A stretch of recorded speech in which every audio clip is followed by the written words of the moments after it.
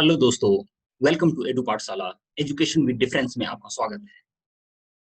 दोस्तों, आज मैं आपको एडू पाठशाला में मेडिएवल इंडियन हिस्ट्री जीके यानी हिंदी एमसीक्यू बताने वाला हूँ। इससे पहले मैंने एंशिएंट हिस्ट्री का एमसीक्यू 1 to 5 सेट एमसीक्यू बता चुका हूँ, जो कि डिस्क्रिप्शन लिंक में आपको मिल जाएगा। काफ़ी ज़्यादा इंपॉर्टेंट क्वेश्चन है और आने वाले जितने भी एग्जाम हैं सभी के लिए बहुत ही ज़्यादा हेल्पफुल रहेगा आपके लिए। तो आइए आज मेडिएवल इंडियन हिस्ट्री का जीके इन हिंदी एमसीक्यू क्वेश्चन करने जा रहे हैं। तो इसके जो पहले क्वेश्चन है इसमें है, जो हसन निजामी और फख ए मुद्दबीर किसके दरबारी कवि कवि थे? हसन निजामी और फख ए मुद्दबीर किसके दरबारी कवि थे? दोस्तों, ये कुतुबुद्दीन ऐबक के दरबारी कवि थे। आइए क्वेश्चन नंबर 2 पे चलते हैं। मोहम्मद गौरी ने पहली बार भारत पर आक्रमण कब किया था? पहली बार जो है भारत पर आक्रमण कब किया था? तो दोस्तों, ये आपको याद होगा 1175 ईस्वी में। मोहम्मद गौरी ने पहली बार 1175 में भारत के मुल्तान पर आक्रमण किया। उस समय वहां करमाथ जाति के मुस्लिम शासकों का राज था। किसका था? करमाथ जाति के मुस्लिम शासकों का राज था। आइए क्वेश्चन नंबर चलते हैं थर्ड पे। किसके काल में मुगल चित्रकला का स्वर्ण काल कहा जाता है? तो दोस्तों, ये क्वेश्चन इंपॉर्टेंट है। इसके बाद जो मैं बताऊंगा वो भी काफी इंपॉर्टेंट है। इसके काल को मुगल चित्रकला का स्वर्ण काल कहा जाता है। दोस्तों, ये जहांगीर के काल को कहा जाता था। जहांगीर के काल में मुगल चित्रकला का खूब विकास हुआ। उसका काल मुगल चित्रकला का स्वर्ण काल कहा जाता है। आइए क्वेश्चन नंबर 4 पे चलते हैं। किसका काल मुगल वास्तुकला का स्वर्ण काल है? दोस्तों, इससे पहले आप क्या पढ़े थे? मुगल चित्रकला, चित्रकला का स्वर्ण काल, और ये वास्तुकला का स्वर्ण काल कहा जाता है। तो जो वास्तुकला का स्वर्ण काल है, ये शाहजहां के काल को कहा जाता है। शाहजहां के काल को कहा जाता है, और चित्रकला जो है वो जहांगीर के काल को कहा जाता है। अब देखते हैं, शाहजहां के काल को मुगल वास्तुकला का स्वर्ण युग कहा जाता था। इसकी प्रमुख इमारतें जो हैं वो ताजमहल, जो कि आगरा में है, लाल किला दिल्ली में है, मोती मस्जिद आगरा में है, जामा मस्जिद जो दिल्ली में है। तो आप समझ गए होंगे वास्तुकला और चित्रकला में डिफरेंस क्या है। आइए क्वेश्चन नंबर चलते हैं 5 पे। मोहम्मद बिन कासिम ने भारत पर आक्रमण कब किया था? मोहम्मद बिन कासिम ने भारत भारत पर आक्रमण कब किया था? तो ये 712 ईस्वी में किया था। मोहम्मद बिन कासिम ने 712 ईस्वी में भारत पर आक्रमण किया। उस समय सिंध के राजा दाहिर थे। कौन थे? सिंध के राजा दाहिर थे।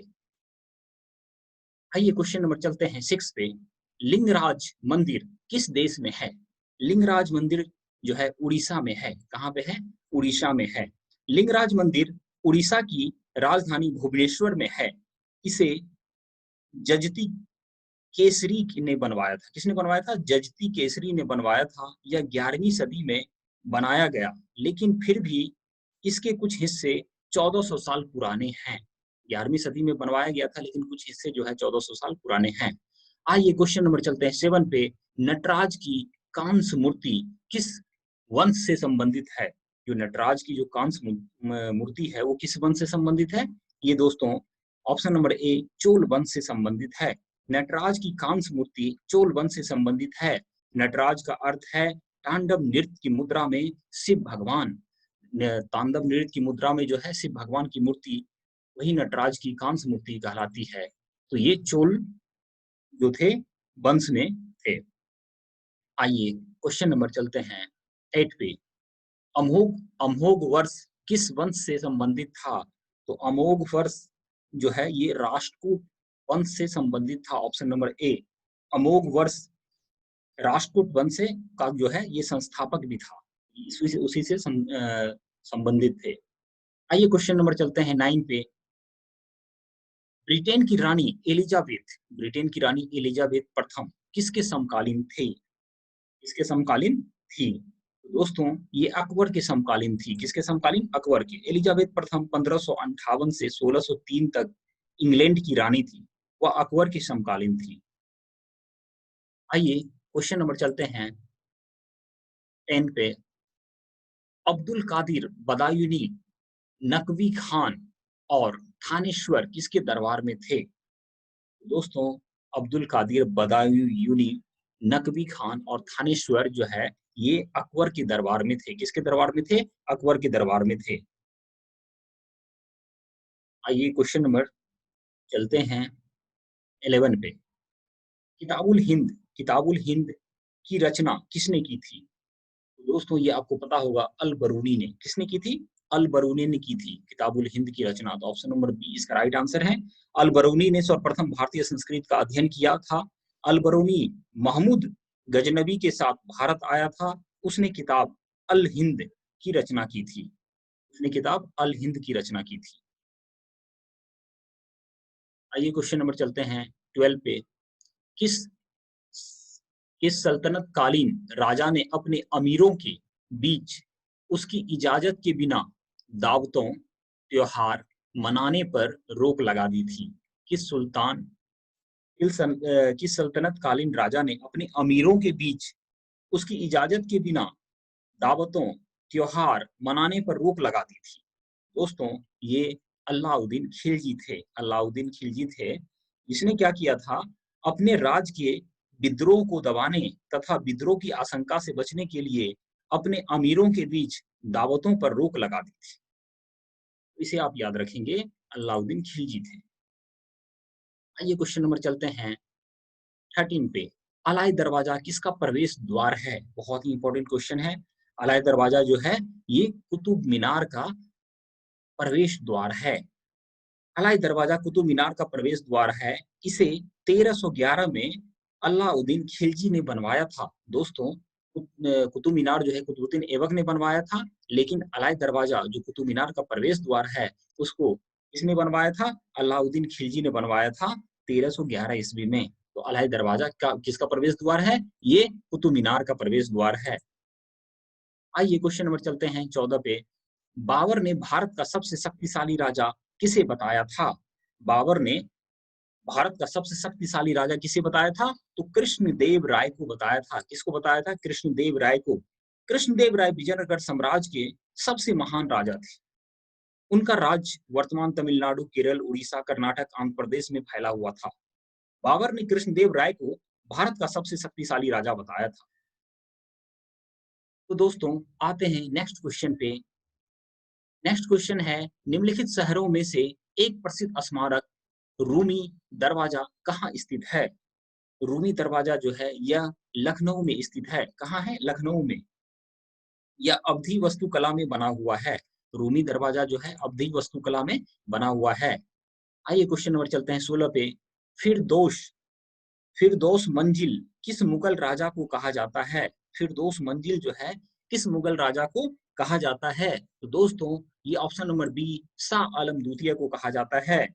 शाह आलम द्वितीय एक मुगल सम्राट था जिसे अंग्रेजों के हाथों बक्सर के युद्ध में हार मिली थी। अंग्रेजों के हाथों क्या मिली थी? बक्सर के युद्ध में इसको हार मिली थी। दोस्तों आते हैं क्वेश्चन नंबर 17 पे, जो कि मेहरुनिशा किस नाम से प्रचलित थी? मेहरुनिशा आप लोग जानते होंगे, ये नूरजहां का नाम था जिसका नाम था मेहरुनिशा। मेहरुनिशा शेर ए अफगान की विधवा अथवा जहांगीर की पत्नी थी, जिसे जहांगीर ने नूरजहां की उपाधि दी। मेहरुनिशा की पहली शादी हो चुकी थी शेर ए अफगान से। बाद में जहांगीर ने उनसे शादी की। उसके बाद उनको जो है नाम दिया गया था नूरजहां। शराब गुटखा किस रहस्यवादी कवि की हस्तलिपि है? हस्तलिपि है। शराब और गुटखा किस रहस्यवादी कवि की हस्तलिपि है? तो दोस्तों ये भगत पीपा की है। भगत पीपा की ये हस्तलिपि है। आइए क्वेश्चन नंबर चलते हैं 19 पे। कबीर किसके शिष्य थे? दोस्तों बहुत ही इंपॉर्टेंट क्वेश्चन है। कबीर जो है ये रामानंद जी के शिष्य थे। कबीर रामानंद के शिष्य थे। रामानंद भक्ति काल के प्रमुख संत थे।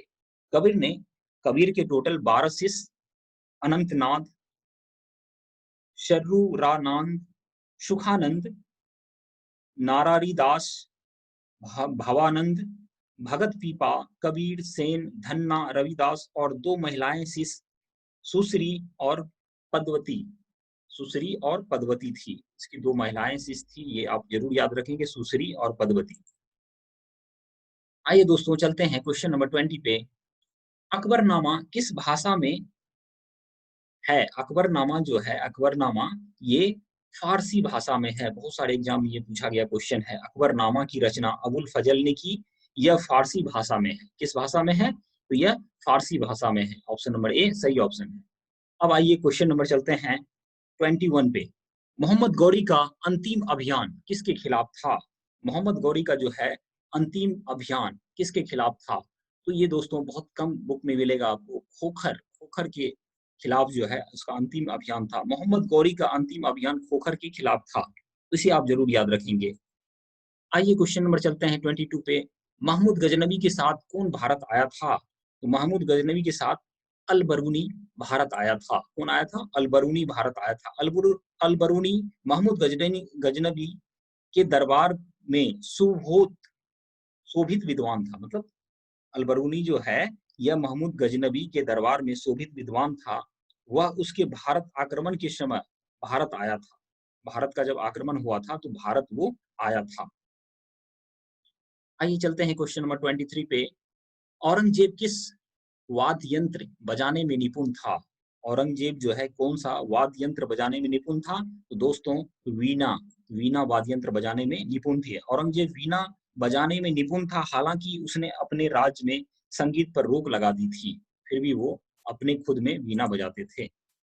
आइए क्वेश्चन नंबर चलते हैं 24 पे। इल्तुतमिश द्वारा 175 ग्राम का जारी किया सिक्का किस धातु का था? इल्तुतमिश द्वारा जो है 175 ग्राम का जारी किया हुआ सिक्का जो है किस धातु का था? दोस्तों ये चांदी का था। किसका था? ये चांदी का था। इल्तुतमिश ने चांदी का टका और तांबे का जीतल, इन्हें आप जरूर याद रखेंगे। इल्तुतमिश ने चांदी का टका और तांबे का जीतल चलाया, जो पूरी तरह से अरबी सिक्के थे। इसमें चांदी का सिक्का 150 ग्राम 175 ग्राम का था। कितने ग्राम का था? 175 ग्राम का था। आइए क्वेश्चन नंबर चलते हैं 25 पे। मलेविद और बेल्यूर के मंदिर किस वंश का के राजाओं ने बनवाए थे? मेलेविद और बेल्यूर के जो मंदिर है किस वंश के राजाओं ने बनवाए थे? तो दोस्तों ये होयसल के राजाओं ने बनवाए थे। किस वंश के? होयसल वंश के राजाओं ने बनवाए थे मेलेविद और बेल्यूर के मंदिर। मेलेविद और बेल्यूर के मंदिर होयसल राजाओं ने बनवाए थे, आप इन्हें याद रखेंगे। आइए क्वेश्चन नंबर चलते हैं 26 पे, जो कि बहुत ही इंपॉर्टेंट क्वेश्चन है। इसमें ये पूछा गया है जो निम्नलिखित में सही क्रम क्या है? तो इसका सही क्रम ये होगा दोस्तों, ऑप्शन नंबर डी इसका सही क्रम होगा। गुलाम वंश पहले आया था, फिर खिलजी आया था, फिर तुगलक आया था, फिर लोदी आया था। ये आप याद रखेंगे। दिल्ली सल्तनत के कुल 5 वंशों का राज रहा। दिल्ली सल्तनत में जो है कुल 5 वंशों का राज रहा। इसमें गुलाम वंश का जो शासन था वो 1206 से 1290 तक रहा। खिलजी वंश का जो शासक था 1290 से 1320 तक रहा। तुगलक वंश का 1320 से 1414 तक रहा। इसके बाद सैयद वंश ने 1414 से 1451 तक, तथा इसके बाद लोदी वंश सबसे लास्ट में 1451 से 1526 तक रहा। ये आप अच्छी तरह से समझ गए होंगे।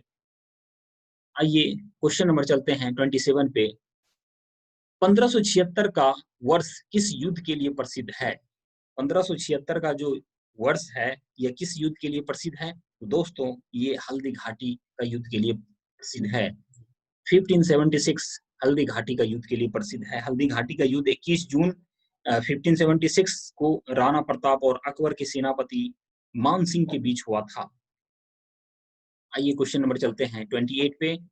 पानीपत का तीसरा युद्ध किसके बीच हुआ था? पानीपत का जो तीसरा युद्ध हुआ था ये दोस्तों आपको मराठा और अफगान के बीच हुआ था। मराठा और अफगान के बीच हुआ था। पानीपत का तीसरा युद्ध सदाशिव भाऊ कि मराठा सेना और अहमद शाह अब्दाली की अफ़गान सेना के बीच हुआ, जिसमें मराठों की हार हुई और उनके 60 टू 60 से 70 हज़ार सैनिक मारे गए। उनके कई योद्धा भी मारे गए। इसमें अफ़गानों का रुहेलो अवध के राजाओं के साथ दिया, जबकि मराठों को राजपूतों और जाटों का साथ प्राप्त नहीं हो सका। आइए क्वेश्चन नंबर चलते हैं 29 पे। आगरा की कौन-सी इमारत मास्को के सेंट कैथेड्रल की तरह है?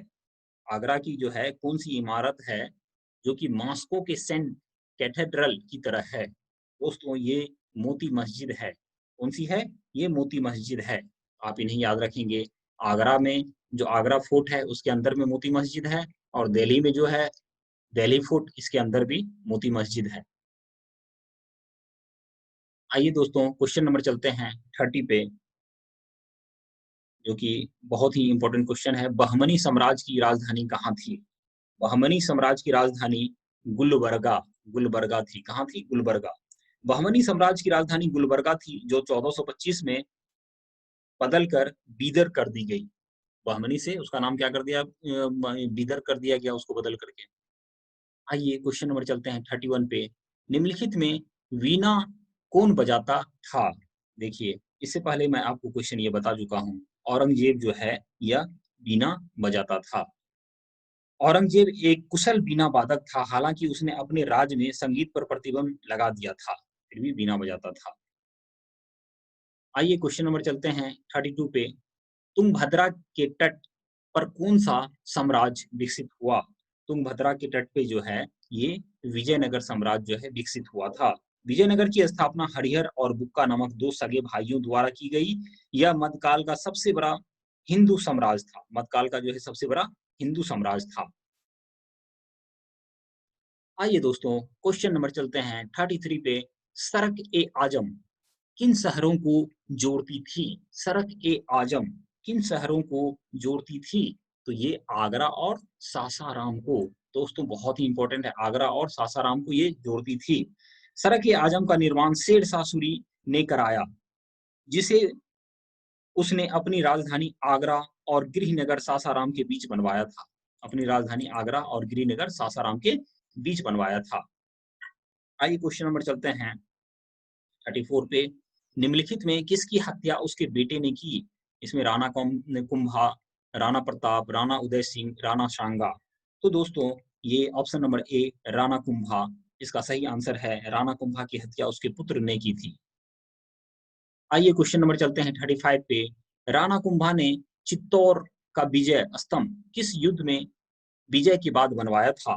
राणा कुंभा ने चित्तौर का विजय स्तंभ किस युद्ध में विजय के बाद बनवाया था?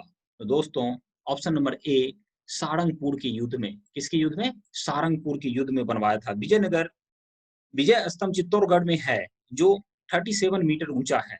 इसे मेवाड़ नरेश राणा कुंभा ने महमूद खिलजी के नेतृत्व वाली मालवा और गुजरात की सेनाओं पर विजय के स्मारक के रूप में 1442 से 1449 के बीच में बनवाया था। तो दोस्तों ये आपको समझ में आ गया होगा। आइए क्वेश्चन नंबर चलते हैं 36 पे। जोधपुर के निकट ओशिया नामक शहर किस वंश के राजपूत राजाओं ने विकसित किया था? जोधपुर के निकट जो ओशिया नामक शहर है, किस राजपूत के राजाओं ने विकसित किया था? तो दोस्तों ये प्रतिहार के राजाओं ने। किसने किया था? प्रतिहार के राजाओं ने। ओशिया का शहर जोधपुर के निकट प्रतिहार वंशी राजपूत राजाओं द्वारा विकसित है। यहाँ नागभट्ट, मिहिर भोज जैसे राजपूत राजाओं द्वारा बनाए गए मंदिर है। आइए क्वेश्चन नंबर चलते हैं 37 पे। कृष्णदेव राय के क्षेत्र में वर्तमान के किस प्रदेश के हिस्से नहीं थे? कृष्णदेव राय के क्षेत्र में वर्तमान के किस प्रदेश के हिस्से नहीं थे? इसमें जैसे तमिलनाडु है, केरल है, कर्नाटका और महाराष्ट्र है। तो इसमें महाराष्ट्र जो है ये कृष्णदेव राय के क्षेत्र में वर्तमान का जो अभी है वो नहीं थे। कृष्णदेव राय विजयनगर साम्राज्य के सबसे महान राजा थे। उनका राज्य वर्तमान तमिलनाडु, केरल, उड़ीसा, कर्नाटका, आंध्र प्रदेश में फैला हुआ था। बाबर ने कृष्णदेव राय को भारत का सबसे शक्तिशाली राजा बताया था। ये आपको पहले मैं बता दिया हूं, तो महाराष्ट्र इसका सही आंसर होगा। आइए क्वेश्चन नंबर चलते हैं 38 पे। इसमें पूर्व पश्चिम समुद्र दिसावर की उपाधि किसने धारण की थी? पूर्व पश्चिम समुद्र दिसावर की उपाधि जो है किसने धारण की थी? तो दोस्तों हरिहर प्रथम ने इसकी उपाधि धारण की थी। ऑप्शन नंबर ए इसका सही आंसर है। हरिहर प्रथम ने तुंगभद्रा के दक्षिण के राज पर अधिकार कर लिया था। उसने पूर्व पश्चिम समुद्र दिसावर की उपाधि धारण की, जिसका अर्थ है पूर्व और पश्चिम दिशा के समुद्र का स्वामी। पूर्व और पश्चिम दिशा के समुद्र का स्वामी इसका मतलब है। तो हरिहर प्रथम आप याद रखेंगे, ऑप्शन नंबर ए। आइए अब क्वेश्चन नंबर चलते हैं 39 पे। रुकैया बेगम किस मुगल शासक की पत्नी थी? रुकैया बेगम जो है किस मुगल शासक की पत्नी थी? दोस्तों ये याद रखेंगे आप, रुकैया बेगम जो है ये अकबर की वाइफ थी। अकबर की वाइफ थी रुकैया बेगम मुगल शासक अकबर की पहली पत्नी थी, जो 1557 से 1605 तक अकबर की पत्नी रही। रुकैया बेगम के पिता हसन मिर्जा अकबर के चाचा और हुमायूं के सबसे छोटे भाई थे। तो आप समझ गए होंगे। आइए क्वेश्चन नंबर 40 पे चलते हैं। रजिया सुल्तान किसकी पत्नी थी? दोस्तों बहुत ही इंपॉर्टेंट क्वेश्चन है। रजिया सुल्तान किसकी पत्नी थी? तो ये अल्तुनिया की पत्नी थी। अल्तुनिया की पत्नी थी। रजिया के राज में अल्तुनिया ने विद्रोह कर दिया और रजिया सुल्तान को बंदी बना लिया। रजिया सुल्तान ने राजनीतिक दृष्टि से अल्तुनिया से शादी कर ली। दोस्तों ये आपको 40 क्वेश्चन का जो मीडिएवल हिस्ट्री का सीरीज है आपको कैसा लगा, ये जरूर आप कमेंट में बताइएगा। और इसी तरह से मैं आगे 40 क्वेश्चन का सीरीज लाते रहूंगा, जो कि जिस तरह से मैंने एंशिएंट पढ़ाया उसी तरह से मैंने मीडिएवल का 40 क्वेश्चन बताते रहूंगा। 5 सीरीज में ये भी खत्म होंगे। 200 का क्वेश्चन रहेगा हर एक सेशन का, एंशिएंट का, मीडिएवल का और मॉडर्न का। दोस्तों अपने दोस्तों को शेयर कीजिए और ज़्यादा से ज़्यादा शेयर कीजिए, जिससे कि आपको अच्छे कंपटीशन एग्जाम में अच्छा नंबर ला सके और अच्छे फेस कर सके। Thank you very much for watching this video.